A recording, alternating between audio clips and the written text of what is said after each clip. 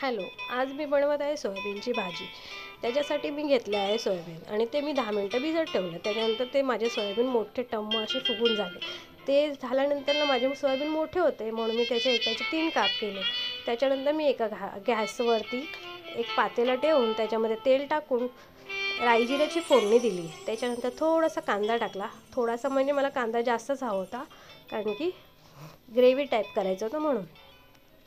त्यानंतरला मी एक चम्मच अद्रक लसणाची पेस्ट टाकली आणि ते मिक्स करून घेतलं. ते झाल्यानंतरला मी टॅमॅटोची पेस्ट केली होती ती टाकून घेतली. ती पण पुन्हा मिक्स करून घेतली. ते पूर्ण झाल्यानंतरला मी घरी केलेलं वाटण होतं, कांदा आणि सुक्या खोबऱ्याचं, ते टाकून घेतलं. ते टाकून झाल्यानंतरला मी ते मिक्स करून घेतलं. मी त्याच्यामध्ये सुके मसाला टाकले, लाल मसाला, हळद, जिरा पावडर आणि गरम मसाला अशा प्रकारे टाकून मी ते पूर्ण हलवून घेतलं. आणि मला थोडंसं म्हणजे असं ऑइल सुटायला म्हणून मी थोडंसं त्याच्यात तेल टाकून घेतलं. ते झाल्यानंतरला मला रस्सा हवा होता, त्याच्यासाठी मी थोडंसं पाणी टाकलं पुन्हा. त्याच्यानंतरला मी थोडंसं मीठ टाकलं चवीनुसार मीठ टाकून घेतलं. त्याच्यानंतर मी त्याला उकळी येऊन दिलं आणि नंतरला मी जे सोयाबीन भिजत ठेवलं होतं मी त्यात टाकून घेतले.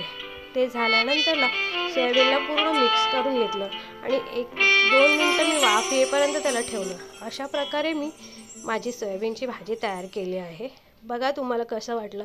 जर वाटण नसेल तरी चालेल, कांदा आणि टॅमॅटोची पेस्ट टाकले तरी सुंदर लागतं. माझ्याकडे होतं म्हणून मी ते वाटण टाकलं.